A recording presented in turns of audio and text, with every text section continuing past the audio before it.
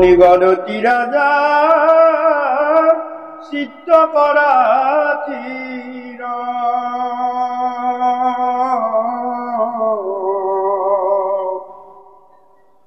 আশ্চৰ্য মহিমা কিনু হৰি ভক্তিৰ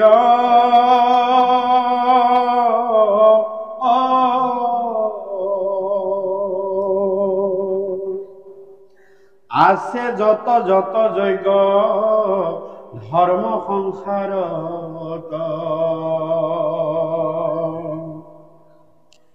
এই জানিবা হবে হৰি নামৰ কি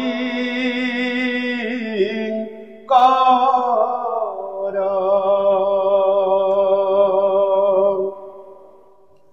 পুণ্য অৰণ্যত হৰি নাম মহা সিংহ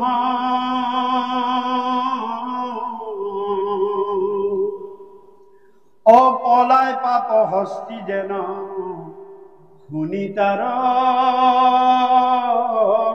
ৰিংগ হৰি নামে খেদাৱে পা পৰ পুৰি নাই কৃষ্ণ বিমুখত হবে হুৱে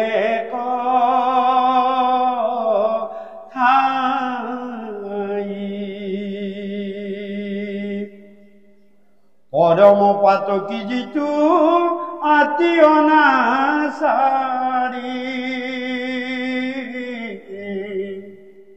অখিউ ভকতক ৰক্ষা কৰন্ত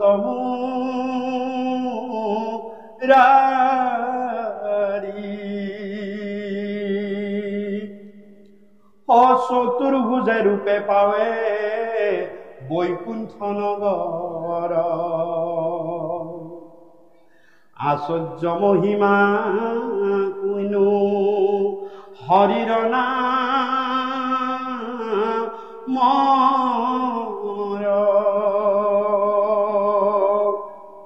এ নাহি পায় চিত্ত হৰি নামৰ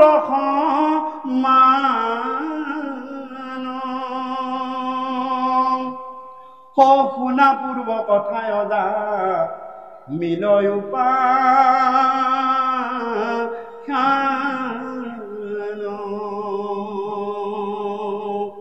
বিষ্ণু পুৰাণৰ পৰা ভাগৱত পুৰাণলৈ এই কথা অনা কাৰণে হৰিবংশৰ পৰা এই কথা ভাগৱতলৈ অনা কাৰণে উপ আখ্যান হৈছে আখ্যান বিলাক পোনপটীয়া উপ আখ্যান আমাৰ যেনেকে উপসভাপতি সভাপতিহে মেইন কমিটিখনৰ উপসভাপতি তেওঁৰ এবচেণ্টত হয় নে নহয় বাবু গতিকে এইটো উপাখ্যান ইয়াৰ মূল ক'ত পাব হৰিবংশত পাব মূল ক'ত পাব বিষ্ণু পুৰাণত পাব হৈছে গতিকে হে ৰজা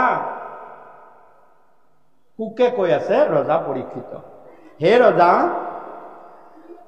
আশ্চৰ্য হৰিনামৰ মহিমা হৰিনামৰ কৈ মই অন্ত কৰিব নোৱাৰো যিমান যিমান ধৰ্ম সংসাৰত আছে সকলো হৰিনামৰ কিংকৰ দাস আৰু পূৰ্ণ অৰণ্যৰ মাজত প্ৰমত্ত কেশৰী নাম সিংহ সেইকাৰণে অলপ আগতে সেইকাৰণে সিংহৰ কথাখিনি কৈ ললো পূৰ্ণ অৰণ্যত হৰি নাম মহাসিংহ পলাই পাপ হস্তিতাৰ শুনিতাৰ ৰিংগ কয় হ'ল 5 মাইল আঁতৰৰ লৈকে গুচি যায় হৰি নামে খেদাৱে পাপৰ গুৰি নাই এনেকে খেদাই পাপক হৰি নামে যিজন হৰি বিমুখ হৈ এই সাধু সংগলৈ নাহি কৰবাত নকৰিবলগীয়া কাৰ্য কিছুমানো কৰি আছে তেওঁৰ গাত গৈ বাহাল হয় আহিব লাগিছিল ইয়ালৈ নাহি তেওঁ কিবা এটা অকাৰ্য কৰি কৰবাত দূৰত আছে তাত গৈ এই যিখিনি পাপ আছিলে সেইখিনিয়ে কৈ তেওঁৰ গাত ওলমি যায় আৰু পৰম পাতকী অনাচাৰী অজামিল এনেকুৱা ভকতকো ভগৱন্ত পুৰুষে চতুৰ্ভুজ মূৰ্তি দি বৈকুণ্ঠলৈ লৈ গৈছে। তেওঁ কোনো ধৰণৰ এনে ব্ৰাহ্মণ আছিল, কিন্তু কৰ্মৰ দুখত কৰ্ম ফলত কাৰণে তেওঁ জাতি কুল ক্ৰিয়া সমস্তে ত্যাগিল মিলিল কৰ্ম বিভাগ। সেইকাৰণে কৈছে কেতিয়াও জাতি নেৰিব, কেতিয়াও কুল ধৰ্ম কৰ্ম নেৰিব। যেতিয়া কেতিয়াও জাতি বা কুল ক্ৰিয়া কৰ্মখিনি এৰিব নালাগে। জাতি কুল ক্ৰিয়া সমস্তে ত্যাগিল, সেইজনে অজামিল, সেইজনেই অজামিল। তাকে কৈছে যে তেওঁ কৰ্মৰ দুখত কৰ্মৰ ফলত তেওঁ এদিন অকাৰ্য কৰিবলগীয়া হৈছে। কিয় হ'ল এই কথালৈ আগবাঢ়িছে যে তেওঁ এটা দিনত তেওঁ পিতৃগুৰু মাতৃগুৰুৰ সদায় সন্মান কৰিছিল, আৰু সন্মান কৰাৰ কাৰণে এটা দিনত তেওঁ পিতৃপুৰুষৰ বা সংসাৰ ধৰ্ম পালন কৰিবৰ কাৰণে নিজৰ পত্নী এগৰাকীও আছিল, তেওঁ হাবিত খৰি কাটিবলৈ গৈছিল। আৰু খৰি কাটিবলৈ যাওঁতেই ৰাস্তাতে দেখিলে এটা উৱলি যোৱা ভাঙলি যোৱা ঘৰত এগৰাকী নাৰীৰ লগত অসংখ্য পুৰুষে ৰতিক্ৰিয়া কাৰ্য কৰি আছে। এইটোৱেই তেওঁ দেখি বিস্মিত হ'ল। এনেকুৱাও থাকেনে? এনেকুৱাতো আমাৰ নীতি নিয়ম নহয়, এইটো কেনেকুৱা কথা? এজন পুৰুষৰ এজন পত্নী হ'ব লাগে, এইটো কেনেকুৱা কথা? এনেকুৱাকে এই বুলি গৈ তেওঁ কলৈ গ'ল? হাবিত খৰি কাটিব গ'ল। আৰু খৰি কাটি থাকোঁতেও সেইটো ভাৱতেই তেওঁ মত্ত হৈ থাকিল। যি ভাবিবা সেই ভাবে তোমাক দেহাত ক্ৰিয়া কিন্তু কৰি থাকিব। তুমি যদি ভগৱন্তক ভাবা ভগৱন্তক পাবা, যদি নাভাবা ভগৱন্তকো নোপোৱা। যাক ভাবিবা তাকেই পাবা।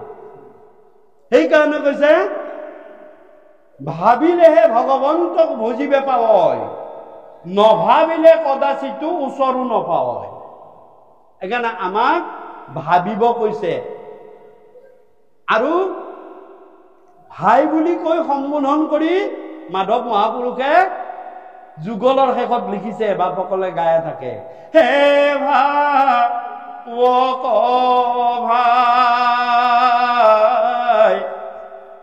ভজ ভগৱন্ত ভক্তি ভাবে। ভাবিব কৈছে। আৰু অজামিলেও সেইদিনা সেই বেচ্যৰ কথাকে ভাবি আছিল। আৰু খৰি লুৰি যেতিয়া আহি দেখিলে নাই, খৰিকোছা বাহিৰতে থলে, হৈ তেওঁ ভিতৰতনো কি কাৰ্য চলে তাকে চাবলৈ সোমাই গুচি গল। আৰু ভিতৰত কাৰ্য যি সোমাল, সেই বেচ্যালৰ পৰা অজামিল আৰু ওলাই আহিব নোৱাৰিলে। ভাগৱতে আৰম্ভ কৰিছে, এক অনুজপুৰত এক ব্ৰাহ্মণ আছিল, আতীয় নাচাৰ দ্বিজনাময় জামিল,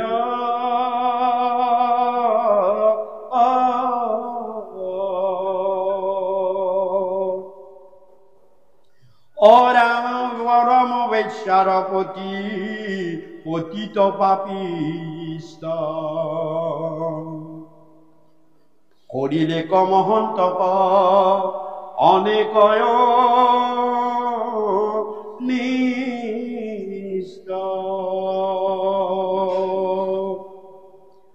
বৃদ্ধ পিতৃ মাতৃত যততে দিলে ভাৰ জাপ, সকলো সৰ্বস্ব দিয়া ভজিলে বেশ্যাক,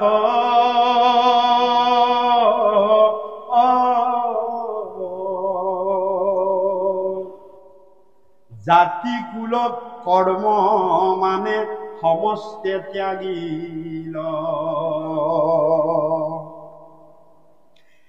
হে ৰাম বেচ্ছাৰ গৰ্ভত দশ পুত্ৰ উপ যাইল কনিষ্ঠ পুত্ৰৰ থৈলা নাৰায়ণ নাম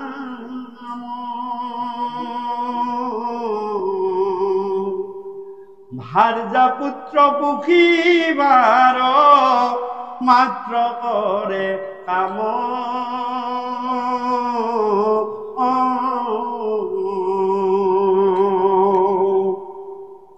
হে ৰাম যোৱা পাখা খেলে মিছা মাতে অহংকাৰী চুৰি কৰি দেই ডকা মনুষ্যক মাৰি স্ত্ৰীবধ ৰাজবধ একো এন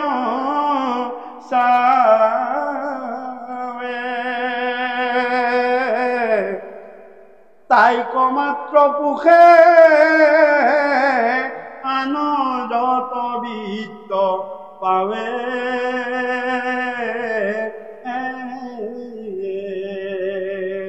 হে ৰজা কনৌজপুৰত অজামিল নামৰ এজন ব্ৰাহ্মণ আছিল তেওঁ পিতৃ মাতৃত বৰ ভক্ত আছিল আৰু তেওঁ সংসাৰ ধৰ্মকণো খুব সুন্দৰভাৱে পালন কৰিছিল কিন্তু এদিন তেওঁ হাবিৰ মাজত খৰি দৌৰিবলৈ যাওঁতে তেওঁ ৰাস্তাতে এটি বেচ্ছাৰ গৃহ পালে আৰু বেচ্ছাৰ গৃহত তেওঁ ঘূৰি আহি প্ৰৱেশ কৰাৰ পাছত আৰু অজামিল তাৰ পৰা ওলাই আহিব নোৱাৰিল তেওঁ বেচ্ছাৰ লগত সংসাৰ পাতিলে আৰু সংসাৰ পাতি এটা নহয় দুটা নহয় তেওঁ 10টিকৈ সন্তানৰ জন্ম একেবাৰে কনিষ্ঠ পুত্ৰজনৰ নাম তেওঁ নাৰায়ণ ৰাখিল হে ৰজা এই অজামিল যি ব্ৰাহ্মণ যি দ্বিজ তেওঁ এনেকুৱা অন্যায় অপকাৰ অনিষ্ট কৰিবলৈ ধৰিলে স্ত্ৰীবধ ৰাজবধ একোৱে নচাই খালি বেচ্ছাক পুহিব লাগে আৰু ধন সমস্তখিনি লুটি আনি তেওঁ বেচ্ছাক দিয়ে এনেকুৱা অজামিলে কি কাম কৰা নাই জুৱা খেলে পাখা খেলে মিছা মাতে ডকা দিয়ে ঢকা দিয়ে ধন সোণ সমস্ত কাঢ়ি লৈ আহিছে সাধু মহন্ত বিপ্ৰ ব্ৰাহ্মণ থাকো নিজে ব্ৰাহ্মণ হৈ থাকিল চাওক জাতি কুল ক্ৰিয়া সমস্ত ত্যাগিল মিলিল কৰ্ম বিপাক আমি একেবাৰে শেষত সমস্তখিনিৰ কৰ্ম বিপাকৰ কথাখিনি কৈ যাম কিন্তু কাহিনীৰে আমি আগবাঢ়িছো ভাগৱতে যেনেদৰে আগবাঢ়িছে হে ৰাম যিদিনা নপাৱে ধন বেচ্ছা পাৰে গালি থাকে সৰ্বদায়ে দিজ তাইৰ আজ্ঞা পালি হে তাই ভৈল তপ জপ যজ্ঞ ধৰ্ম দান সপোনতো বেচ্ছা বিনে নেদেখন্ত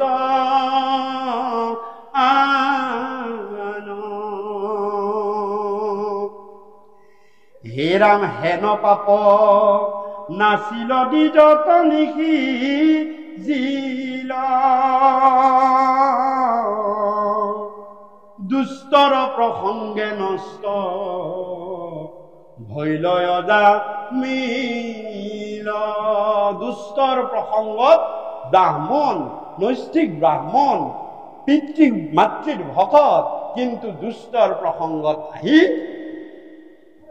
তেওঁ নষ্ট সেইকাৰণে কৈছে আনক হাতেৰে ভাতেৰে মাৰিব নালাগে দুষ্টৰ সংগ লগাই দিয়া তেওঁ নিজে নিজে অধপতন হ'ব দুষ্ট বা অসৎ সংগত লগাই দিলে অসৎ সংগ নিজে নিজে অধপতন কৰাই দিব গতিকে অজামিলৰো দুষ্টৰ প্ৰসংগত নষ্ট হ'ল গতিকে সদায় কৈছে সাধু সংগ অনুসৰা শ্ৰৱণ কীৰ্তন কৰা হৰিহৰা পাখণ্ড আচাৰ আমাক সদায় সাধুৰ সংগহে অনুকৰণ কৰিব আৰু সাধুৰ সংগত বহি কৃষ্ণ নাম শ্ৰৱণ কীৰ্তন কৰিবলৈ কৈছে অজামিল ব্ৰাহ্মণ হৈও তেওঁ ভিক্ষাৰ সংগত কৰা কাৰণে কৰ্ম বিপাকত তেওঁ নষ্ট হৈ গৈছিল।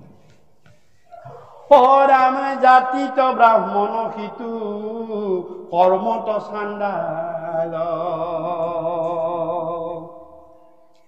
হে ৰাম ভাৰ্যা পুত্ৰ পোষণ তেওঁ নেক হৈল কাল এ হৈল অষ্টাধিক আশী বৰিষ প্ৰমাণ বৃদ্ধ বয়সত তাৰ নুপুজিল জ্ঞান। হে ৰজা, যে তেওঁ জাতিত ব্ৰাহ্মণ আছিল কিন্তু কৰ্মত চাণ্ডাল, হয়নে? ভাগৱতে 4জন মহন্তৰ কথা উল্লেখ কৰিছে। এজন হৈছে জাত মহন্ত, এই যে কলো জাতিত ব্ৰাহ্মণ কৰ্মত চাণ্ডাল। ঠিক তেনেদৰে মহন্তও কিছুমান জাতত মহন্ত আছে, জন্ম পায় মহন্তৰ ঘৰত, কিন্তু সমস্ত অমহন্ত কামবিলাকে কৰিব। চাবচোন, মহন্তৰ ঘৰত জন্ম পায়, জাতত তেওঁ মহন্ত, হয়নে? আৰু 2 নম্বৰ কৈছে, ইয়াতে ক'লে নহয় কৰ্মত চাণ্ডাল, 2 নম্বৰ হৈছে কৰ্মৰে দ্বাৰা মহন্ত। কৰ্মৰ দ্বাৰা কোন মহন্ত হৈছিল? যে কৰ্মৰ দ্বাৰা মহন্ত হৈছিল অকুলীন সুত। তেওঁ কিন্তু অকুলীন আছিল, তেওঁৰ ছাঁটো গছকাই ব্ৰাহ্মণসকলৰ, বেদজ্ঞ ব্ৰাহ্মণসকলৰ কাৰণে 7 বাৰ গা ধুব লাগে। সেই সুতে শেষত গৈ 28,000 ঋষিক আকৌ কৃষ্ণ কথা কৈ কলি যুগত তৰণৰ উপায় দি দিলে। তেওঁ কি কৰ্মৰ দ্বাৰা মহন্ত হৈছে। তুমি হেনো মহন্তক ভাগ্যে পাই ল'লা, 28,000 ঋষিয়ে কৈছে। তেওঁ কিন্তু জাত মহন্ত নহয়, অকুলীন মহন্ত। কৈছে অকুলীন, যে মই অকুলীন আছিলো মনত, কিন্তু আপোনালোকে মোক যেতিয়া কৃষ্ণ কথা সুধিলে মই আজি মোৰ জীৱন ধন্য হৈ গ'ল। আমিও আপোনাৰ হবে আজি কৃষ্ণ কথা হেঁপাহ কৰাৰ কাৰণে কি জাত কি কথা বাদ দিয়ক, মোৰ কৰ্মৰ দ্বাৰা আমি জীৱন ধন্য কৰিব পাৰিছো বুলি মোৰ দৃঢ় বিশ্বাস। আপোনালোকে আশীৰ্বাদ কৰিব যাতে এনেদৰে কৃষ্ণ কথা আপোনাৰ খবৰ সৎসংগত এই অধমে জনাই নজনাই অলপ আলোচনা কৰিব কৃষ্ণ। গতিকে তেওঁ হৈছে অকুলীন সুদ হৈও তেওঁক মহন্ত বুলি ক'লে 28,000 বেদজ্ঞ ঋষি, শাস্ত্ৰজ্ঞ ঋষিয়ে। আৰু 3 নম্বৰ মহন্তজনে স্বভাৱে মহন্ত, তেওঁ ক্ষত্ৰিয় আছিল। কোন? তেওঁ আছিল মহাৰাজ পৰীক্ষিত। হৈল শিশু স্বভাৱে মহন্ত, স্বভাৱত মহন্ত। কোন? তেওঁ ক্ষত্ৰিয়, কিন্তু দেখিছেনে? স্বভাৱে মহন্ত বুলি কৈছে ভাগৱতে। স্বভাৱত মহন্তও হ'ব পাৰি। তেওঁ ভাৱ, কথা, বতৰা, চলন ফুৰণ দ্বাৰা তেওঁ মহন্ত হৈ যায়। তেওঁ কোনো জাতত জন্মৰ কথা নাই।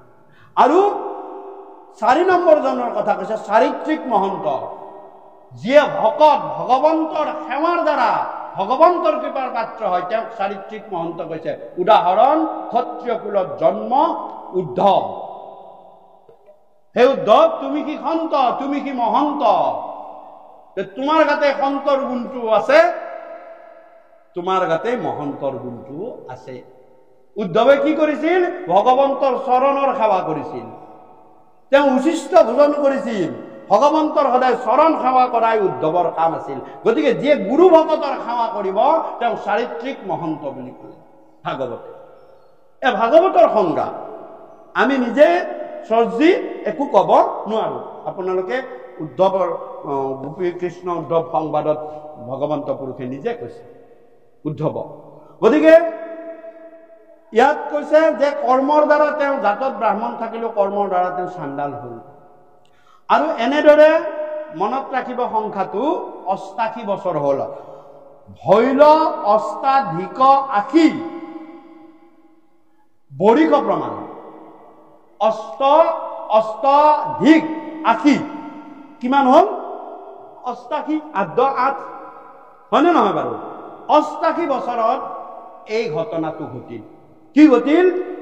যে অজামিলৰ আয়ু ক্ষয় যাবলৈ হ'ল। শেষ, আয়ু শেষ, ৮৮ বছৰ। হে ৰাম আৰু এক কৰ্ম কৰিবাক সক্য নাই, কনিষ্ঠ পুত্ৰক মাত্ৰ থাকে উমলাই, প্ৰাণ তুই অধিক সিতু পুত্ৰ নাৰায়ণ, মিলে সুখ শুনি তাৰ মধুৰ বচন।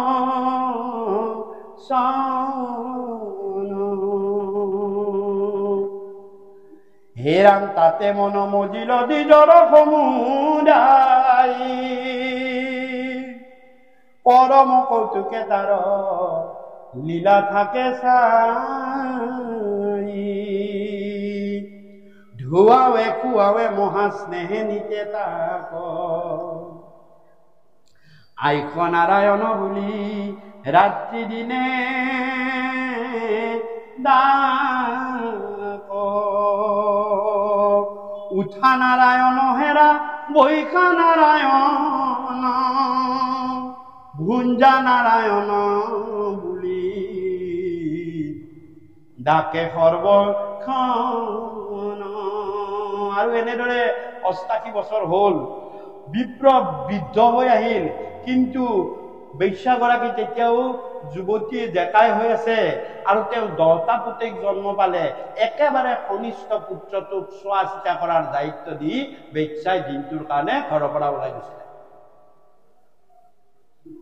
আৰু তেওঁক দায়িত্ব দিয়ে, একেবাৰে সৰু ল'ৰা, বৃদ্ধ পিতৃ, নাতি আৰু ককাকৰ নিচিনা সম্বন্ধ হৈ পৰিল। তেতিয়া উমলি জামলি থকাটোৱেই অজামিলৰ কাম হ'ল। তইতো নোৱাৰই, বেশ্যাই কয় তইতো নোৱাৰই, বাদ দে, তই ধকা ধকা দিব নোৱাৰ, তোৰ দিন গ'ল আৰু তোৰ বল নাই, হা, গতিকে তই ঘৰতে থাক, এই সৰুটো ল'ৰাটোক চাই থাক, ধুৱাবি খুৱাবি, বেশ্যাৰ কামখিনি তই কৰিবি, আৰু মই পইচা কমাই আনো, মই সেই কৰোঁ। স্বামীক অৱজ্ঞা কৰি তেওঁ গুচি যায়। আৰু কি কৰিব, অজামিলৰ বল তল পৰি আহিলে। গতিকে সেই ল'ৰাটোৰ লগতে উমলি জামলি থাকিব লাগে। ল'ৰাটোৰ নাম আছিল নাৰায়ণ।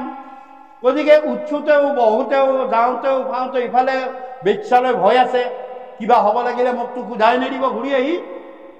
গতিকে নাখাই নবৈ হ'লেও বহুতেও উঠোতেও খাওঁতেও শুওঁতেও অকল নাৰায়ণ নাৰায়ণ নাৰায়ণকে চিন্তা কৰি থকা হ'ল। নাৰায়ণক চিন্তা কৰি থকা হ'ল যেতিয়া, সেই যে বেশ্যাত যেনেকে মনটো সোমাই গৈছিলে, এইবাৰ নাৰায়ণত সোমাই গ'ল, ভাৱত আহি গ'ল তেওঁ। আৰু ইয়াকে কয় নামাভাস। আমাক সংসাৰীসকলক নামাভাস কৰিব দিছে, কৰ্ম কৰিব দিছে, হাতেৰে মুখে লোৱা নাম, হাতে কৰা কৰ্ম, মুখে লোৱা নাম। আৰু তেতিয়াহে তোমাৰ ধৰ্ম সাধন হব, বুজিছানে? যদি অকল মুখেৰে নাম লৈ আছে, এবাৰ নাৰদে ভগৱন্তক সুধিলে, এ প্ৰভু, আপোনাৰ এই নাম কোনে বেছিকে লয়? তাৰমানে অলৰেডি নাৰদৰ গালৈ আহিব লাগে, তেওঁতো অনবৰতে নাৰায়ণ নাৰায়ণকে থাকে। ভগৱন্তই ক'লে, এই যে মূৰ্তত সেইজন খেতিয়ক আছে দেখিছানে, তেওঁ বেছিকে মোক মাতে। নাৰদে বোলে, মোক দেখোন নকলে, এই সংসাৰত গোটেই নাতি পুতি ল'ৰা ছোৱালী কৰ্ম কৰি ঘূৰি ফুৰিছে, তেওঁ ক'লে, মই দেখোন অহৰ্নিশে আপোনাৰ নাম লৈ থাকো, কিয় মোৰ নামখিনি আপুনি শুনা নাপায় নেকি? তেতিয়া নাৰদ, মই তোমাক উত্তৰটো পিছত দিম যাচোন, মোক এটা কাম কৰি দিয়াচোন। বোলে কি? এইটো চাকিত ফুলকে মই তেল দিছো, তুমি এইখিনি তেল ক'তো একটপ নপৰাকৈ তুমি বৈকুণ্ঠখন এপাক মাৰি দিয়াচোন, ক'তো পৰিব নোৱাৰিব দেই। গুৰু গৃহলৈ লৈ গ'ল, ভগৱানে নাৰদক লৈ গৈ কৈছে, তুমি একবাৰ মোৰ এই গোটেই সত্ৰখন একটুপ তেল নপৰাকৈ তুমি ঘূৰি আহাচোন। নাৰদে বোলে হ'ব দিয়ক, আপোনাৰ প্ৰভু উত্তৰটো পোৱাৰ আগতে আপোনাৰ কামখিনিকে কৰি দিওঁ, কিবা মন্ত্ৰ মাতিছে আপুনিহে জানে। দিয়ক দিয়ক এই বুলি চাকি গছ লৈ তেওঁ যায় ক'তো একটেপ্টাৰ নপৰাকৈ ঘূৰি আহি ভগৱন্তৰ হাতত দিলে, প্ৰভু লওক। তেতিয়া ভগৱন্তই সুধিলে, ৰবা তেলখিনি ক'তো পৰিছিল নেকি? নাই প্ৰভু, এক টোপো তেল পৰিব দিয়া নাই। মই তোমাক এই দায়িত্বটো দিছিলো, তুমি পালন কৰিলা? বোলে কৰিলো প্ৰভু। সমস্তখিনি দায়িত্ব তুমি গুচাৰিবা, তুমি এইখিনি সময়ত মোৰ নাম কেইবাৰ ললা? বোলে প্ৰভু পাহৰি গলো। এই দেখিছা, তেওঁ সমস্ত সংসাৰৰ ধৰ্ম পালন কৰি গৰু গাই ল'ৰা ছোৱালী নাতি পুতি সকলোকে পালন কৰি সংসাৰ ধৰ্ম পালন কৰি তাৰ মাজতেই মোক তেওঁ সময়ে সময়ে যেতিয়াই সুবিধা পায় তেতিয়াই মোক স্মৰণ কৰি থাকে, সকলো কাম মোক অৰ্পণ কৰে, কৰি তেওঁ নিশ্চিন্ত হৈ কামবিলাক কৰি থাকে। আৰু তেওঁ মোক কিমানবাৰ ইমান দায়িত্ব পোৱাৰ পাছতো তেওঁ মোক স্মৰণ শক্তিৰে মোক বন্দনা কৰি থাকে। তুমি এইখিনি তেলৰ এইখিনি পৰোতে মোক পাহৰি গলা, তোমাৰ দায়িত্ব নাই, তুমি তাকে কৰি আছা। কিন্তু তেওঁ যে ইমান গতিকে কৈছে সংসাৰ ধৰ্ম আটাইতকৈ শ্ৰেষ্ঠ ধৰ্ম। তাক ভগৱানৰ ওচৰ পাবলৈ, চাৰিত্ৰিক মহন্ত হবলৈ সংসাৰতকৈ শ্ৰেষ্ঠ ধৰ্ম নাই। কিন্তু আমি তাত কি কৰো, অহং মম ভাৱটো যোগ কৰি দি, মই আৰু মোৰ ভাৱটো যোগ কৰি দি ইয়াক বিনষ্ট কৰি পেলাওঁ। চাৰিত্ৰিক ভাৱটো কি কলো, সেৱা ধৰ্ম। অৰ্থাৎ তুমি যদি জীৱৰ সেৱা কৰিম বুলি ভাবিছা তেতিয়া সংসাৰ ধৰ্ম কৰা, তেতিয়া তোমাক সংসাৰ পতাৰ লগে লগে তোমাৰ ওচৰলৈ সকলো জীৱ চাপ খাই আহিব। পাৰটোৰ পৰা, চৰাইটোৰ পৰা, মেকুৰীটোৰ পৰা, কুকুৰটোৰ পৰা, গৰু গাইজনীৰ পৰা, সেইবিলাকো জীৱ। সেইবিলাকে তুমি ঈশ্বৰ কাৰণে তোমাক সেৱা কৰিবলৈ তোমাৰ ওচৰলৈ আহিছে। গতিকে তেওঁলোকক পালন পোষণ কৰাটো ঈশ্বৰ হিচাপে তোমাৰ ধৰ্ম। আৰু সেই ধৰ্ম পালন কৰিলে তুমি চাৰিত্ৰিক মহন্ত হব পাৰিবা। তাৰ দৰে উদ্ধৱৰ দৰে, যাক নেকি ভগৱন্ত পুৰুষে শেষলৈকে লগত ৰাখিছে। গতিকে ইয়াতো কৈছে নাৰায়ণ বুলি তেওঁ মনটো প্ৰবিষ্ট হৈ গল আৰু নাৰায়ণ নাৰায়ণকে থকা হল সকলো সময়তে। হে ৰাম প্ৰাণ পক্ষী আছে যিটো কনিষ্ঠ পুত্ৰ,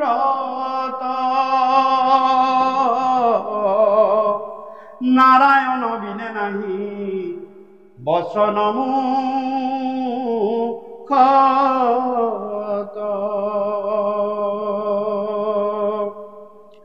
অৰাম সৰ্বদায়ে তাতে মন পুত্ৰত সমুলি, সপোনতো মাতে সিটো নাৰায়ণ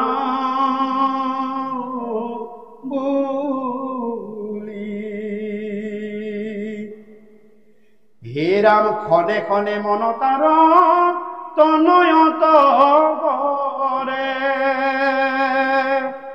সপোনে খচিতে নাৰায়ণ নাম স্মৰে। ভৈল যিটো পুত্ৰ বিপ্ৰৰ আশকতি, নজানিলা আয়ু আশী ভৈল অতি।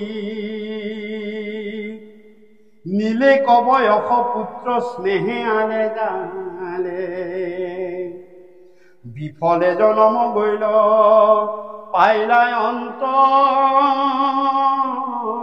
কালে। ভৈল আশী বিপ্ৰৰ মৰণ সন্নিহিত, তিনি গোটা যমদূত আগে উপস্থিত।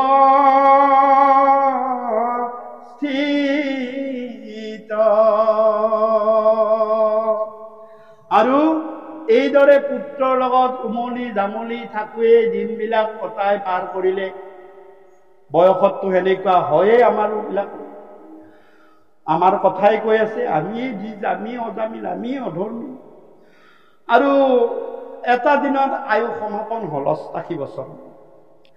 ৮৮ বছৰত যেতিয়া আয়ু সমাপন হল, যমৰ আজ্ঞা অনুযায়ী ৩জন যমদূত আহি বিপ্ৰৰ আগত উপস্থিত হল।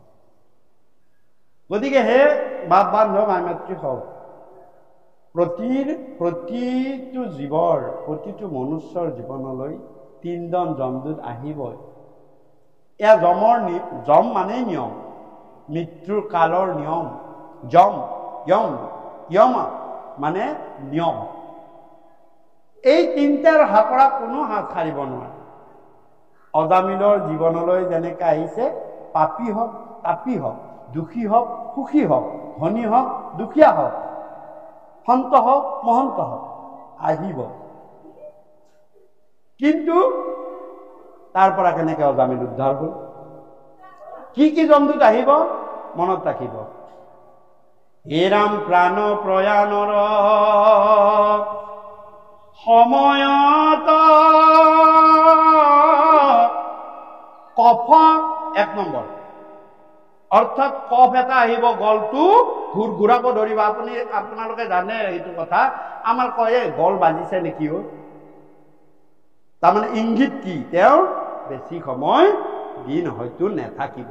গলত এটা ঘুৰঘুৰণি শব্দ উঠেনে, সেইটো কফটোৱে গলটোত হেঁচা মাৰিব।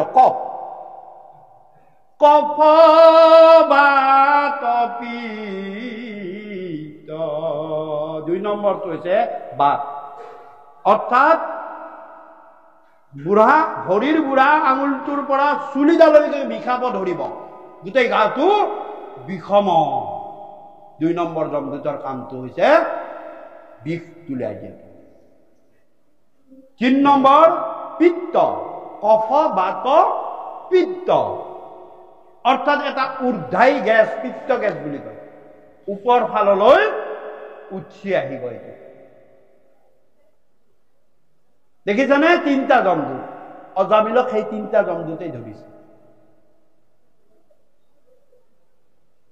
প্ৰাণ প্ৰয়াণৰ সময়ত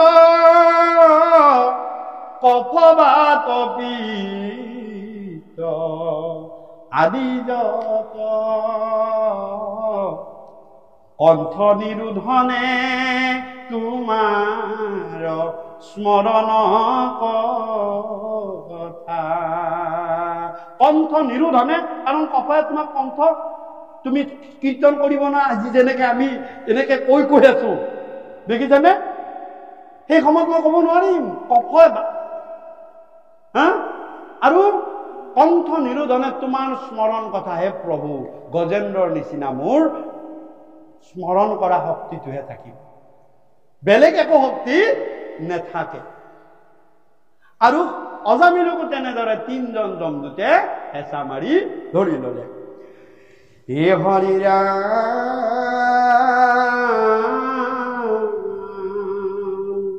বক্ৰাকাৰ মুখয়াতি বিকৃত কুৰূপ, নাকদন্ত সাক্ষাততে দেখি অন্ধকূপ। ইমান ধুনীয়াকে সদায় পৰাই ৰখায় শৰীৰটো, সেই সময়ত এনেকুৱা এটা বিকৃত আকৃতিৰ লয়। বহুতেও কয় সৰু ল'ৰা ছোৱালীক চাব নিদিবি, কাৰণ ভয় খাব পাৰে বুলি কয়। কিয়? সেই ককাকৰ কোলাতেতো, সেই আইতাকৰ কোলাতেতো, এই দেউতাকৰ কোলাতেতো ল'ৰা ছোৱালীয়ে ডাঙৰ দীঘল হৈছে, কিন্তু আকৃতিটো বেলেগ হৈ যায়, এই যমদূতৰ প্ৰভাৱ। আৰু কি হয়? হে ৰাম উচ্চলে দশনয় আছে অধৰকা মুৰি, জানে নহয়? উচ্চলে দশন আছে অধৰকা মুৰি, একদম দাঁতকেইটা লাগি ধৰে, আমাৰ চামুচ বহাই দিয়ে, হয়নে? আৰু হে দেখি আদি জ্বৰ যেন ধাতু গইলা উৰি, হে মুকনিবে আইলে ইটো 3 যমদূত, হে ৰাম পাইলে অন্তকালে ভয় ভৈলয় অদভূত। কাম্পে তনু দিজে তেজিলে কমল মূত্র হা কৈক গৈলা মূৰ নাৰায়ণ পুত্ৰ এতে কেবুলন্ত দুতে এ ধৰিল বিপ্লব হৃদয়ৰ পৰায়ণে আজুৰি যি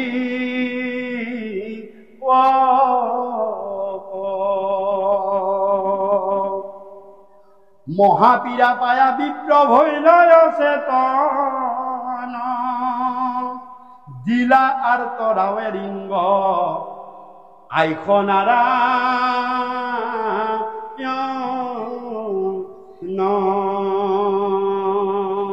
হেৰাং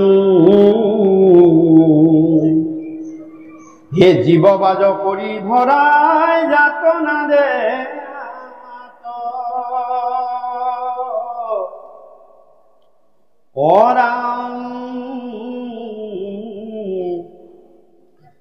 দিলে পিঠি ফটা বান্ধ কৰি পাছ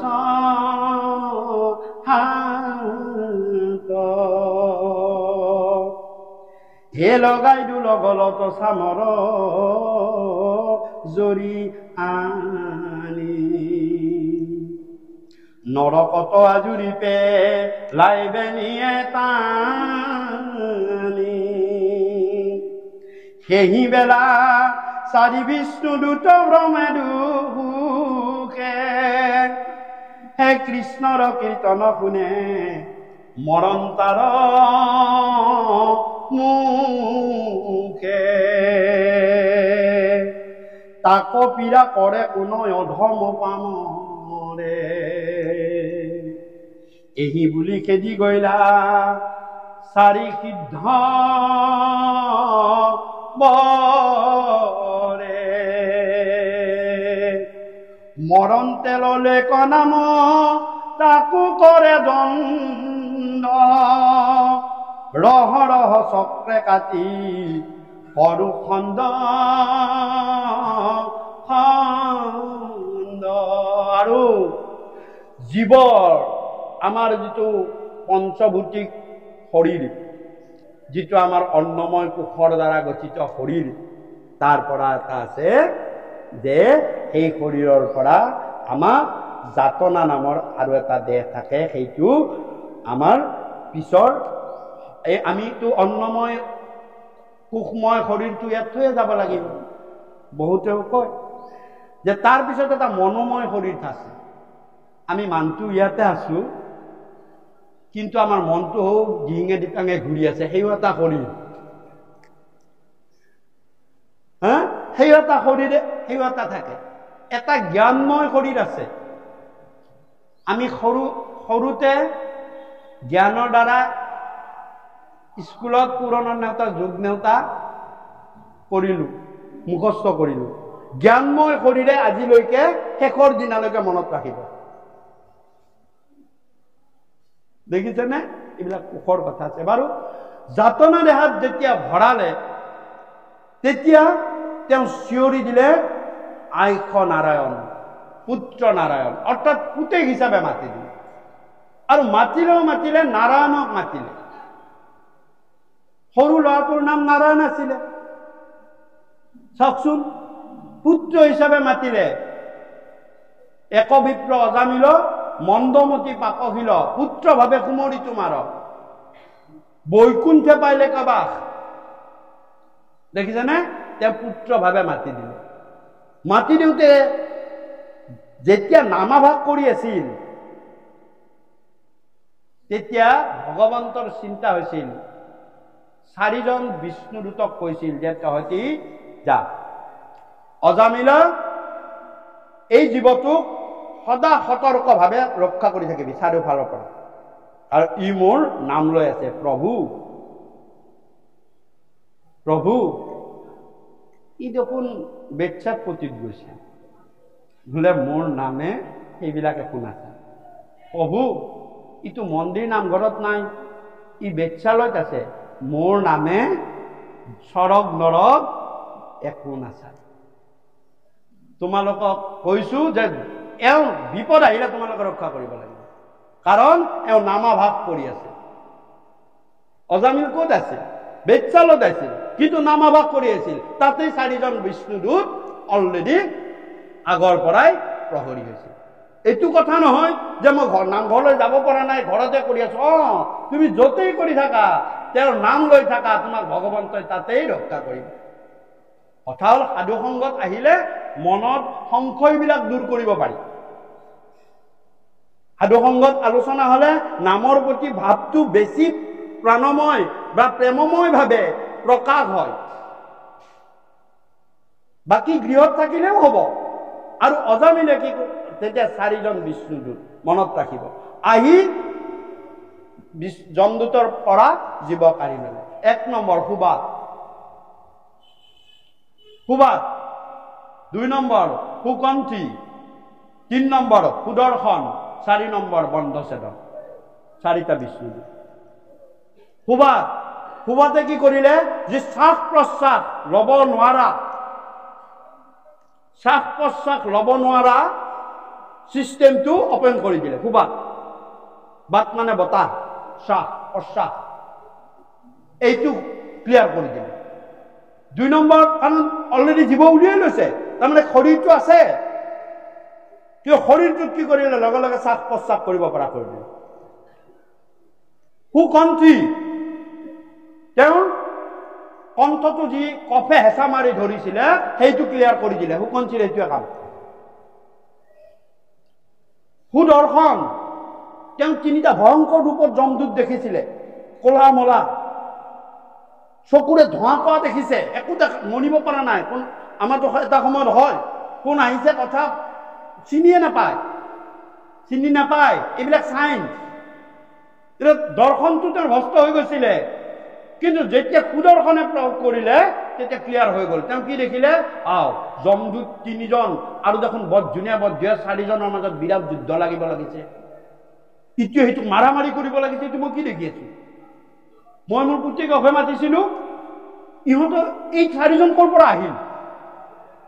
সিহঁতৰ মাজত কি তৰ্কাতৰ্কি লাগি আছে? ইয়াৰ পিছতে আছে তৰ্কাতৰ্কিখিনি আলোচনা কৰিছে। তহঁতি ধৰ্ম কাক কয় নাজানো, নাম লোৱাজনক তহঁতি এনেকে জীৱবাস কৰিছ, তহঁতে ক'ত অৰ্ডাৰ পালি? বোলে আমাৰ যমৰাজৰ অৰ্ডাৰ। যমৰাজক সুধিবি তেওঁ কাৰ অৰ্ডাৰত কাম কৰি আছে। তেওঁ যাৰ অৰ্ডাৰত কাম কৰি আছে তেওঁৰে আদেশ লৈ আমি আহিছো। আমাৰ হাতত, বিষ্ণুদূতে কৈছে, মই এটা সহজ উদাহৰণ দিওঁ, আমাৰ হাতত ৰাষ্ট্ৰপতিৰ অৰ্ডাৰ আছে, তোমাৰ হাতত মুখ্যমন্ত্ৰীহে আছে। মনত ৰাখিব, ৰাষ্ট্ৰপতিৰ অৰ্ডাৰটো মুখ্যমন্ত্ৰীৰ সাধ্য নাই ৰিজেক্ট কৰিবলৈ, কিন্তু মুখ্যমন্ত্ৰীয়ে এটা অৰ্ডাৰ দিয়ক, ৰাষ্ট্ৰপতিয়ে ৰিজেক্ট কৰি দিব পাৰে। আমাৰ কৃপালু গুৰুৱে কৈছে ৰাষ্ট্ৰপতিৰ চহী আনিবলৈ চেষ্টা কৰা, মুখ্যমন্ত্ৰীৰ নহয়। কাৰণ যদি মুখ্যমন্ত্ৰীৰ চহী আনিবলৈ চেষ্টা কৰা, ৰাষ্ট্ৰপতিয়ে কেতিয়াবা ঘচককে কাটি দিব। কিন্তু ৰাষ্ট্ৰপতিৰ পৰা যদি তুমি চহী দি আনা, বিষ্ণুদূতে যেতিয়া কাম কৰিছে, যমদূতৰ তেতিয়া কৈছে তহঁতৰ কাম নাই। তহঁতি যমৰাজা সুধিবি ধৰ্ম কাক কয়, কাক নিব লাগে, তহঁতৰ অধিকাৰী কোন, এই কথা তহঁতি যমৰাজক সুধিবিগৈ। নেজানো কাক মাৰি নিব লাগে, এই বুলি তৰ্কাতৰ্কি লাগিছে। এইবিলাক কথা অজামিলে দেখি আছে। হে ৰাম, আমাৰ প্ৰভুৰ নাম লৈলে হুৰা তাক, নাহি ভয় বুলি কবে তেজি আলতা। হে ৰাম, ভকতক পীড়া পাইলে পৰময়া পদে, পৱন সঞ্চাৰে পাইলে চাৰি পাৰিষ দে। চাৰ বিপ্ৰ কপাৰন্তে আহি গেৰি, কোবাইবে লাগিলা দুত সমস্তকে বেৰি। চাপৰ চুলাৰি ঘৰা কাতিৰ প্ৰহাৰে, চৰতে 2 গাল ভৈল ভিন্দা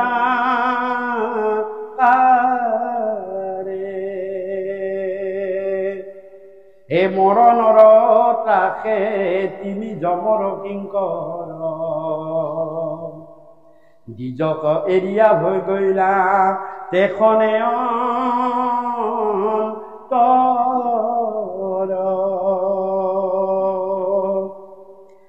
হে ৰাম তাৰে সৰয় উশা সতাশতে নিশদে পাছে কৃপাময় সিটো চাৰি পাৰি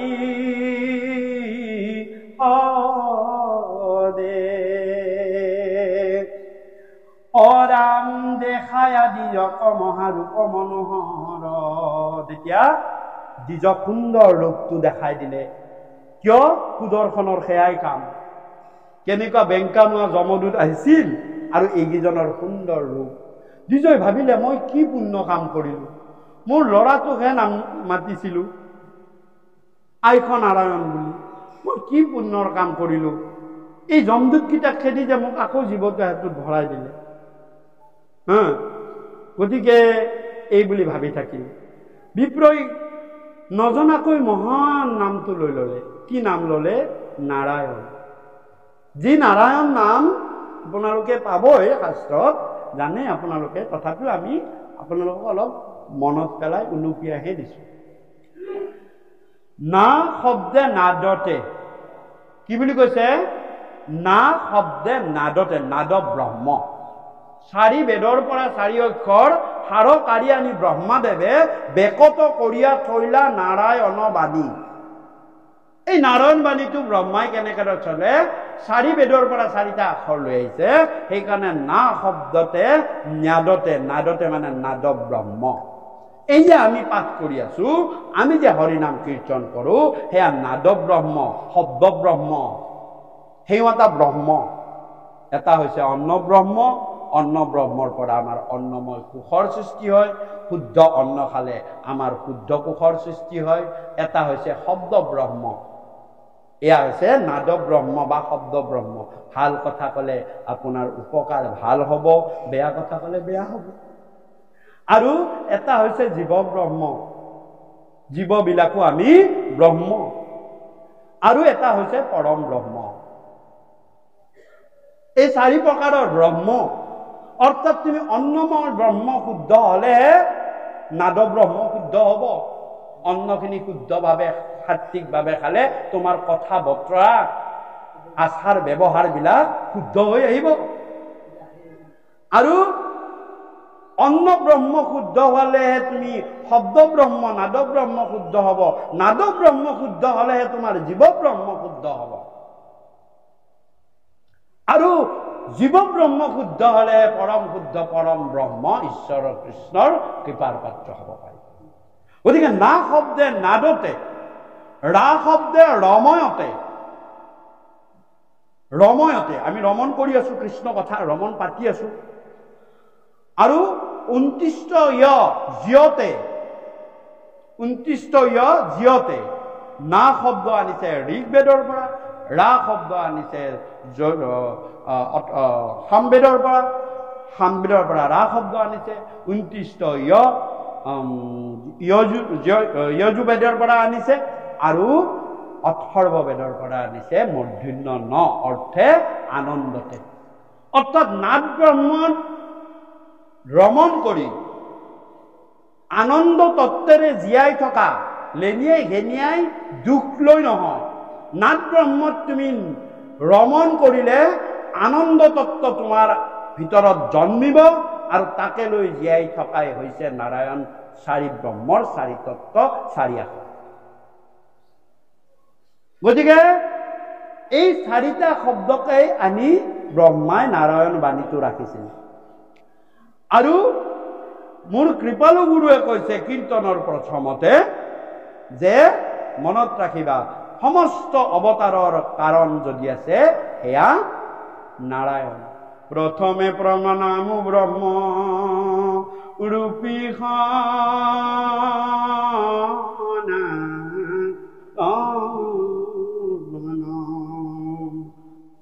সৰ্ব অবতাৰৰ কাৰণ নাৰায়ণ। দেখিছে নাৰায়ণ নামটোৰ কিমান বাহাদুৰি।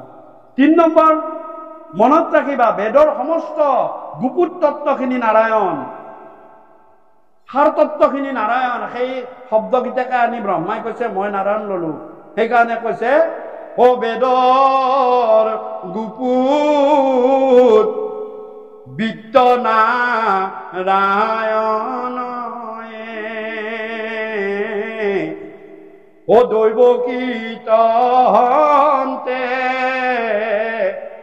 সাক্ষাতে ভৈলা বিদিত। বেদৰ গুপুত বিত্তটো হৈছে, বিত্ত মানে সম্পত্তি, ধন জন কি গুপুত তত্ত্ব, ৰহস্য তত্ত্বটো কি নাৰায়ণ। সেই নাৰায়ণে লীলা যশ কৰিবলৈ, মনুষ্য লীলা কৰিবলৈ দৈৱকীৰ গৰ্ভত আহি তেওঁ জন্ম লৈছে। আৰু জীৱৰ তাৰণ, দেখিছেনে? সৰ্ব অৱতাৰৰ কাৰণ নাৰায়ণ। বেদৰ গুপুত তত্ত্ব হৈছে নাৰায়ণ, জীৱৰ তাৰণৰ উপায় নাৰায়ণ। জীৱৰ তাৰণ হেতু নাৰায়ণ, পচাৰিলা নিজ যশ ধৰ্ম বিপৰীত। আৰু কি? আৰু নাৰায়ণ তত্ত্ব কি কৈছে যে আমাৰ সংসাৰৰ দুখ ক্লেশ যদি দূৰ কৰিবলৈ আমি বিচাৰো তেতিয়া তুমি নমো নাৰায়ণ বল। হে ব্যাস নিগদতি লুব্ধমতি, শুনিও আনন্দে কৰ্ণপাতি,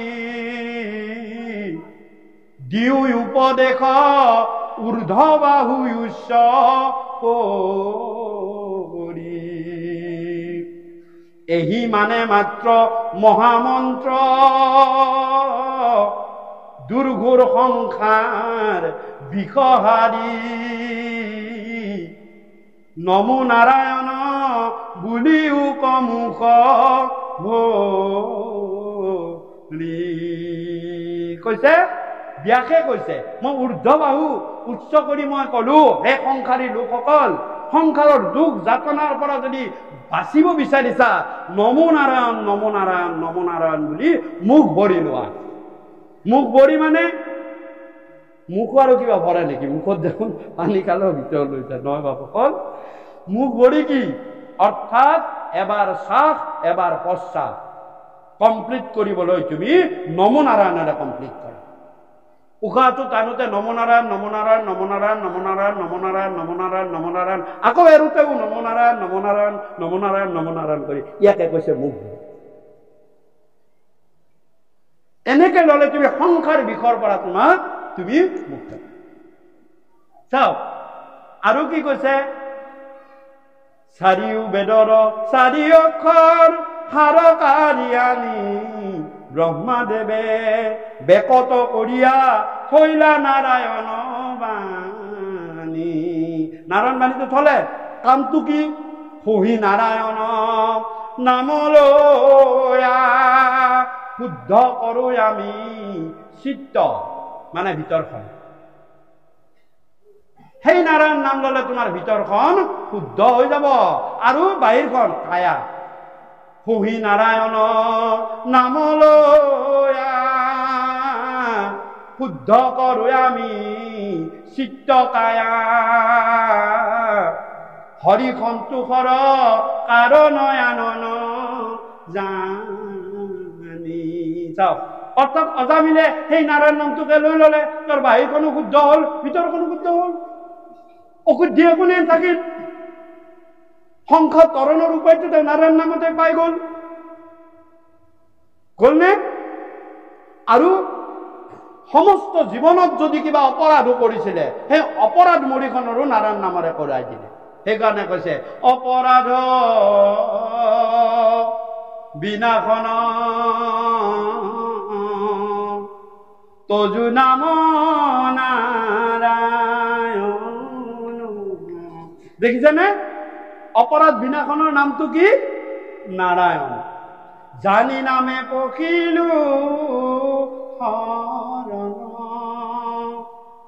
আনগতি নাহি কেমন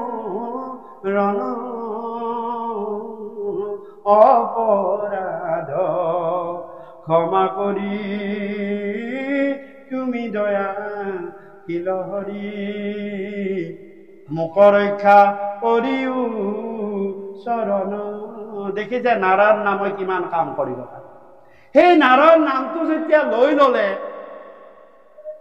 যমদূতৰ কামেই নাইকিয়া হ'ল আহি গ'ল বিষ্ণুদূতৰ কাম এই নাৰায়ণ নামটোৱে অজামিলক কি কৰিলে পুনৰ সেই একেটা জীৱতেই ভৰাই দিয়াৰ পিছত অজামিলে অলপ সময়ৰ কাৰণে সেই দৃশ্যটো দেখিলে দেখাৰ পাছত যিহেতু তেওঁৰ এক নাৰায়ণ নামে পৰমায়ু প্ৰদান কৰিলে মনত ৰাখিব কিমান বছৰ 18 বছৰ অৰ্থাৎ এই ঘটনাটো 88 বছৰত হৈছিল হয়নে কিন্তু অজামিলে পুনৰ জীৱ ভৰাই দি দিলে সেই দেহে থাকিল থকাৰ পাছত অজামিলে পিছত কৈছে আগলৈ অজামিলে ভাবিলে মই আৰু বেচ্চা তালৈ নাযাওঁ মই আৰু সংসাৰৰ সেই বিয়োগমুখী নহওঁ মই এই যি নাম পালো মোক যে চাৰি বিষ্ণুদূতে এই মহা সংকটৰ পৰা বচালে মই আৰু গংগা তীৰ্থমুখীহে হওঁ এই বুলি তেওঁ গুচি গ'ল আৰু 106 বছৰত এটা দিনত বৈকুণ্ঠৰ পৰা এই চাৰিজন বিষ্ণুদূতে আহি অজামিলক বৈকুণ্ঠলৈ লৈ গুচি গ'ল এটা নাৰায়ণ নামে তেওঁ কিমান বছৰ দিলে 18 বছৰ 106 বছৰ হলে কিমান হল 88 এই ঘটনাটো হৈছিলে 106 18 হল নে বাপসকল ইফালে 12 বছৰ 88 পৰা 100 লৈ আৰু ইফালে 6 বছৰ 12 6 18 বছৰ এটা নাৰায়ণ নামে 18 বছৰ আয়ু প্ৰদান কৰিছে অজামিলক আপোনালোকে আজি কক ইমান উন্নত বিজ্ঞানৰ যুগত এটা বিজ্ঞানে টেবলেট উলিয়াব পাৰিছে নে যে তই এই টেবলেটটো খালে 18 দিন বাঁচি থাকিবি চিউৰ বছৰ নালাগে কিন্তু ভাগৱতে কৈছে নহয় 18 বছৰ আয়ু পাবি অজামিলে পাইছে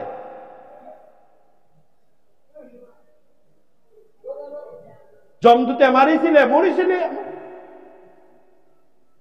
হ্যাঁ চাও এক নামে যত পাপ সংহাৰিতে পাৰে ততেক পাতকী পাপ কৰিতে নপাৰে ইমান পাপ পাতকী কৰিবই নোৱাৰে জীৱনত এটা নামৰ ইমান বাহাদুৰি তেতিয়া অজামিলে পুনৰ গুচি গ'ল আৰু তাৰ পিছত যমদূত আৰু বিষ্ণুদূতৰ কথোপকথন আছে কিন্তু তাৰ আগতেই আমি হৰিবংশৰ পৰা বিষ্ণু পুৰাণতো আছে আমি অজামিলৰ পূৰ্ব জন্মৰ কথা কৰ্ম ফল কৰ্ম দুখৰ কথা আমি আলোচনা কৰিম আৰু আলোচনা কৰাৰ পাছত আজি আমি অনুষ্ঠান সামৰিম গতিকে যেহেতু 2 বাজু হৈছে বাপসকল আপোনালোকে খুব সুন্দৰভাৱে কৃষ্ণ কথা শ্ৰৱণ কৰিছে এৰিবলৈ ইচ্ছা নাই তথাপিও সময়ৰ প্ৰতি সকলোৰে সেই আছে আমাৰো পিছত এটা অনুষ্ঠান আছে গতিকে বেয়া নাপাব আমি যমৰাজা আৰু যমদূতসকলৰ কথোপকথন বহুত তত্ত্বৰ কথোপকথন পিছত আপোনালোকে কৃপা কৰিলে হেঁপাহ আগ্ৰহ কৰিলে পিছত বাৰত আহিলে আমি সেই কথাবিলাক আলোচনা কৰিম কিন্তু এইবাৰ আমি কওঁ যে কিহৰ কাৰণেনো অজামিল আপোনালোকে ভাবি আছে অজামিলে এইটো বৰ বেয়া কাম কৰিলে জাতি কুল ক্ৰিয়া সমস্তে ত্যাগিল মিলিল কৰ্ম বিপাক এইটো অজামিলে বৰ ভুল কাম কৰিলে ব্ৰাহ্মণ হৈ এনেকুৱা কাম কৰিব নালাগে কিন্তু কৰ্ম ফল কৰ্ম দোষ টানিবই ভগৱন্ত কৈছে মই কৰিব নোৱাৰো মনত ৰাখিব আমি কৰ্ম ফল কৰ্ম দোষ হোক আমি কৰিবই লাগিব তাৰ পৰা কোনো নিষ্ঠা নাই বিপ্ৰ দামোদৰে কৃষ্ণৰ ভাগৰ এমুঠি খাই থৈছিলে সেইকাৰণে গোটেই জীৱনটো দৰিদ্ৰ নাৰায়ণে তেওঁৰ গাত বাস কৰিল কৃষ্ণৰ সখীয়ে এমুঠি খাই থৈ দিলে, যিদিনালৈ সেই মুঠি নিদিলে সিদিনালৈ দৰিদ্ৰ নাৰায়ণৰ লগত খাইবে খুন্তিবে একোকে নাহিকে বস্ত্ৰহীন কৰিয়লত হৈ গ'ল। সব্বা লক্ষ্মীয়ে কৈ আছে, প্ৰভু কিবা অলপ দিওঁ, কিবা অলপ দিওঁ। আপোনাৰ ভকতৰ এনেকুৱা দশা দেখিলে মোৰ বেয়া লাগে। নোৱাৰা সব্বা, দিলে কি হ'ব, কৰ্মফলে কাঢ়ি লৈ গুচি যাব। তুমি দি চাব পাৰা। আমি এইটো কাহিনীও পিছত কেতিয়াবা নিশ্চয় আলোচনা কৰিম। খুব সুন্দৰ কাহিনী, সংসাৰ ধৰ্মৰ কাৰণে অতি যুগুত কাহিনী। আৰু যে বিপ্ৰ নামৰ অজামিল পূৰ্বজন্মত ধৰ্মদত্ত নামৰ উজ্জয়িনী নগৰৰ এজন ৰজা আছে। আৰু তেওঁৰ দুগৰাকী পত্নী আছিল, সুধৰ্মা আৰু সুৰূপা। ৰজা ধৰ্মদত্তই সুন্দৰভাৱে ৰাজ্য নিজৰ পৰিয়ালটো পালন কৰিছিল। আৰু ৰজা ধৰ্মদত্তই দুয়োগৰাকী পত্নীকে তেওঁৰ দৈনন্দিন যিখিনি কাৰ্য দুভাগ কৰি দিছিল। কেনেকৈ দুভাগ কৰিছিল? যে ডাঙৰ পত্নী সুধৰ্মা তেওঁ যি বিষ্ণু যজ্ঞ কৰে, তেওঁ বিষ্ণু ভক্ত ৰজা আছিল। সেই যজ্ঞৰ সকলো বয় বস্তু যা যোগাৰ কৰা, ফুল তুলসীৰ পৰা আদি কৰি নৈবদ্যকে আদি কৰি সকলোবিলাক ধৰ্মীয় কাম কাজৰ প্ৰয়োজনীয় আনুষাংগিক কামবিলাক কৰাৰ দায়িত্ব দিছিল সুধৰ্মা, ডাঙৰ পত্নী। আৰু সৰুগৰাকীক দায়িত্ব দিছিল যে তুমি মোৰ খোৱা বোৱা পিন্ধা উৰোৱা এইখিনি কাম তুমি চাবা। মই কি খাওঁ, কেনেকৈ খাম, কি পিন্ধিম, কি পিন্ধি যাব লাগে, এইটো তোমাৰ কাম। তুমি ধৰ্মত যাব নালাগে আৰু তুমিও খোৱা বোৱাত আহিব নালাগে। দুয়োগৰাকী আৰু সেইমতে দুয়োগৰাকী পত্নীয়ে নিজৰ নিজৰ কাম খুব সুন্দৰভাৱে পালন কৰি গৈ আছে। সময়ত এনেদৰে দিন গ'ল। আৰু দিন গৈ এই ৰজাৰো ৮৮ বছৰ হ'ল, বৃদ্ধ হ'ল। তেতিয়া ৰজাৰ কি হ'ল যে ধৰ্মীয় চিন্তাটো একে থাকিল, কিন্তু ৰুচিবোধটো বদলি গ'ল। এই ডেকা কালতে পিন্ধা হাফ পেণ্ট লং পেণ্টটো যদি বুঢ়া বয়সত উলিয়াই দিয়ে খং নুঠিবনে? ডেকা কালতে ৫টা ৬টা ৰসগোল্লা একেলগে মাৰি দিলোঁ, বুঢ়া বয়সত দিয়কচোন, খং নুঠিবনে? অৰ্থাৎ ৰুচিবোধটো মানুহৰ একে নাথাকে। বয়সৰ লগে লগে মানুহৰ ৰুচিবোধটো বদলি যায়। কিন্তু সৰু পাই সেই আগৰ কথাবিলাকে ধৰি থাকিলে, আগতে দেখোন খাই ভাল পাইছিলা, এইটো খোৱা। ৰজাইহে পাই বেয়া। আৰু সেইকাৰণে খুব সঘনাই সুৰূপাৰ লগত ৰজাৰ দাঁতে উঠে লাগি থকা হ'ল, খিংখিঙীয়া হ'ল ৰজা। দুয়োটাৰ কথাই কথাই লাগি যায়। কিন্তু সুধৰ্মাৰ লগত একো নালাগে, কাৰণ নিয়ম একেটাই আছে। যেনেকে আগতে কৰিছিলে পিছতো সেনেকে কৰিব লাগে। এই কথাটোত সুৰূপাৰ মানে হিংসা ঈৰ্ষা হ'ল। দিনে দিনে মোৰ লগত ৬খন ৭খন কাজিয়া যায়, ডাঙৰজনীৰ লগত গোটেই একদিনো একেবাৰে সেয়ে নহয়। আৰু ময়ো যদি বাপৰ বেটি হয়, ইহঁত দুইটাৰ মাজত একদিন হলেও কাজিয়া লগাম। এই বুলি সুধৰ্মাই সুৰূপাই চল চাই থাকিল যে মই কাজিয়া লগামেই, মোৰ লগতো লাগে, ডাঙৰজনীৰ লগতো লগাম। আৰু এনেদৰে দৈনন্দিন কাৰ্যবিলাক কৰি গৈ আছে। ধৰ্মদত্ত মহাৰাজ তেওঁ বিষ্ণু ভক্ত, বিষ্ণু যজ্ঞ প্ৰতিদিনাই কৰে। আৰু বিষ্ণু যজ্ঞ কৰাৰ কাৰণে তেওঁ ভগৱন্তৰ কোৱাই হ'ল ভাগৱতৰ 10টা গুণ। ভাগৱত মানে কৃষ্ণ, গতিকে কৃষ্ণৰো 10টা মানে 10 প্ৰকাৰে কৃষ্ণক কংসৰ ৰাজসভাত মনুষ্যবিলাকে দেখিলে কৃষ্ণক 10 প্ৰকাৰে, 10টা প্ৰকাৰত ঋষিসকলে কৈছে আমাৰ আৰাধ্য। বিষ্ণু বৈষ্ণৱ কুলীয় কৈছে আমাৰ এইটো কুলৰ পুৰুষ। আৰু বসুদেৱ দৈৱীয়ে কৈছে এইটো মোৰ আমাৰ ল'ৰা। বীৰবিলাকে কৈছে বা এইটো মল্ল বেয়া বেয়া মল্ল যুদ্ধ হ'ব এই আমাৰ লগত। চাওকচোন কংসই কৈছে ই মোৰ মহাকাল। 10 প্ৰকাৰে দেখিছিলে, ভাগৱতৰো 10টা গুণ কোৱাই হ'ল। আৰু বিষ্ণুক আৰাধনা কৰিবলৈও ৰজা ধৰ্মদত্তই প্ৰতিদিনে 10 যোৰ তামোল পাণ তেওঁৰ লগত 10টা গুণত 10 যোৰ তামোল পাণ তেওঁ অৰ্পণ কৰে। আৰু বেলেগ বস্তু আছে। আৰু সকলো আনি যোগাৰ কৰি দিয়া দায়িত্বটো এনেকে পাছিল সুধৰ্মা।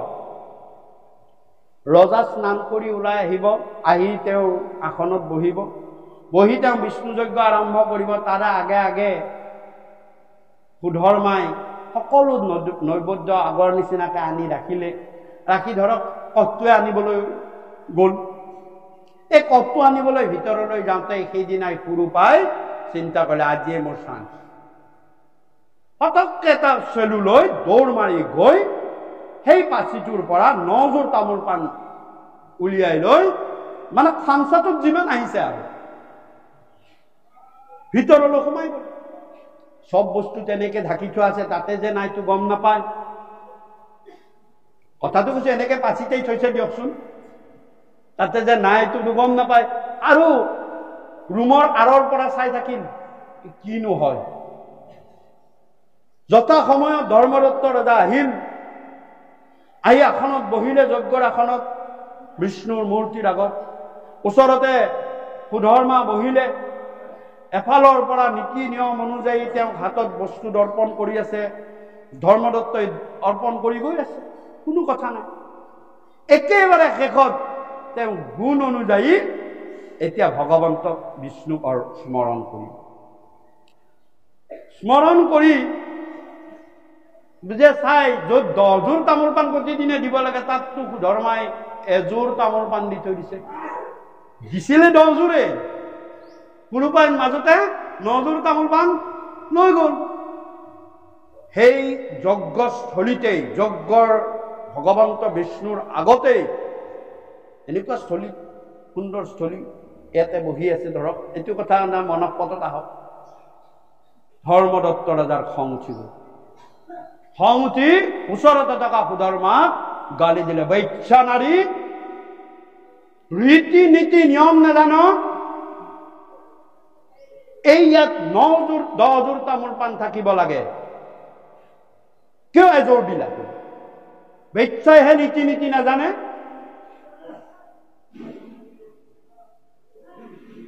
আৰু সেই 1 যোৰ তামোল পাণৰে ভগৱানক বিষ্ণুক তেওঁ স্মৰণ। যথা সময়ত তেওঁ বিষ্ণু স্মৰণ শেষ হ'ল। ওচৰতে বহি থকা পতিব্ৰতা সতী সুধৰ্মাই হাতযোৰ কৰি স্বামী গুৰু ক'লে, হে গুৰু, আপুনি মোৰ স্বামী গুৰু আৰু যথাযোগ্য পৰম গুৰুৰ আগত মোক বৈচ্ছা বুলি গালি দিছে। এই কথা পলিয়াব, ইয়াৰ পৰা মই নিস্তাৰ হ'ব নোৱাৰো।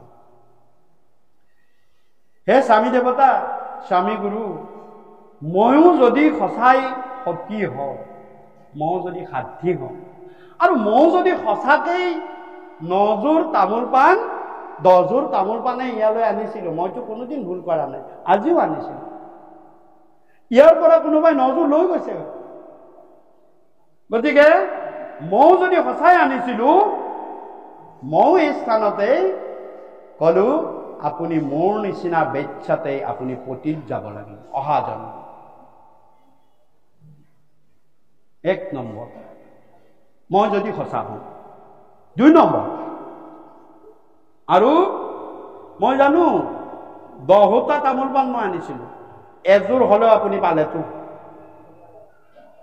হে স্বামী, মনত ৰাখিব, অহা জন্মত মোৰ নিচিনা বেচ্ছাৰ গৰ্ভতে আপুনি 10টিকৈ সন্তান দিব, জন্ম দিব, আৰু শেষত যি তামোল পাণ পালে তাকেতো অৰ্পণ কৰিলে।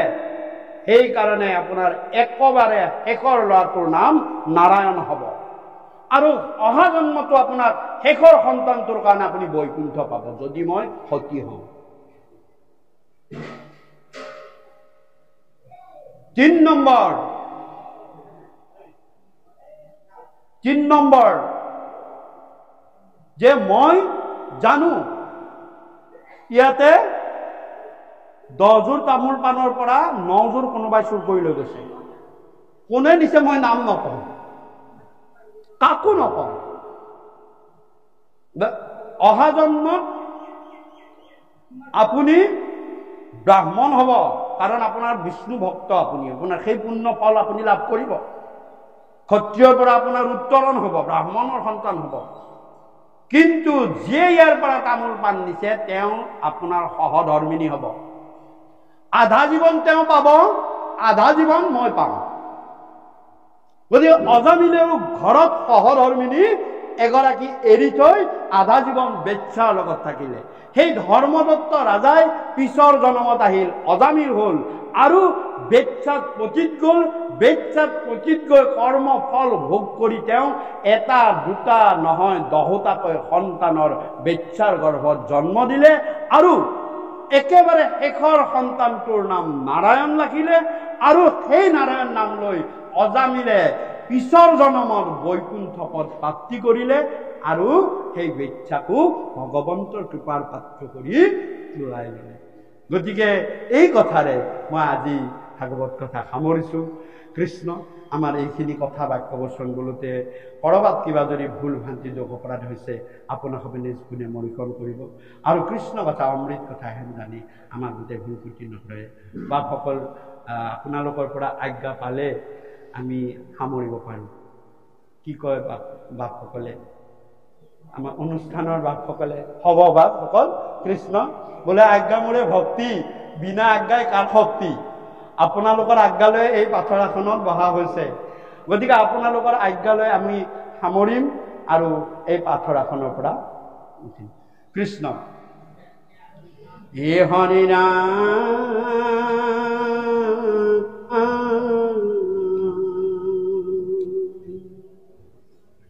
হে ৰাম শুনা সভা পদমহা ভাগৱত কথা,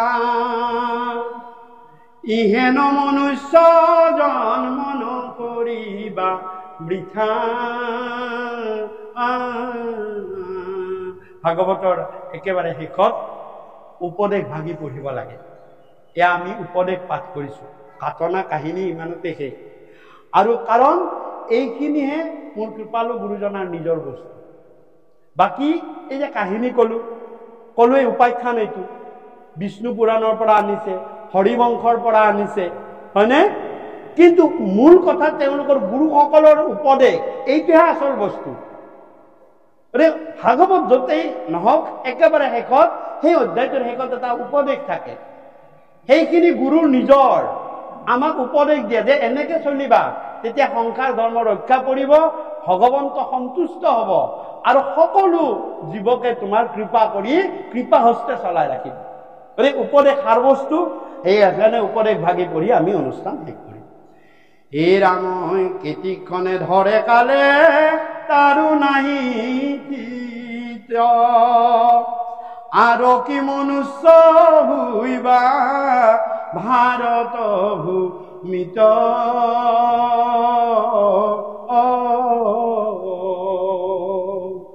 দেৱৰ বাঞ্ছিত ভাৰতৰ নৰকায়া, পুণ্য বলে পাইলা ঈশ্বৰৰো হৈলা দায়া। আকৌ বিঠা কৰা কেনে বিষয়ৰ ভুলে,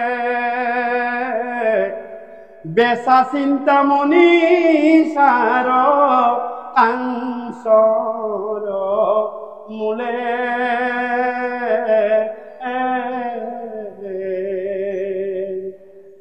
চূড়াত কলৱেৰি মলয়া চন্দন, আন দেৱ সেৱেৰি দয়কিন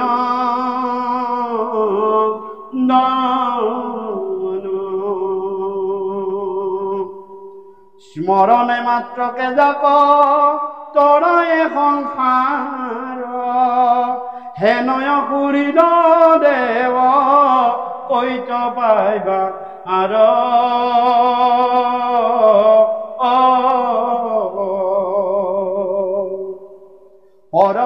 ঈশ্বৰ আত্মা বান্ধৱ সাক্ষাৎ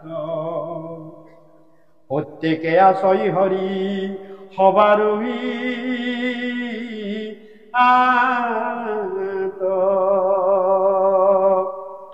একচিত্তে চিন্তাতান কমল চৰণ কমল এলুৱা ৰাম নাম মৰণ সমল ঘোৰ পৰলোকে আন নাহিকে সহায় পৰম হৃদয়কে নামত বিনাই জানিয়া যতনে তৰিবাৰ কৰা কাম পাত কছাৰু কদাকি বোলা ৰাম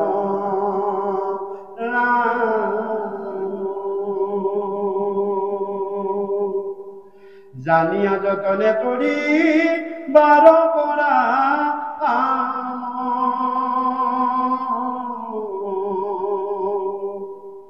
পাত কছাৰু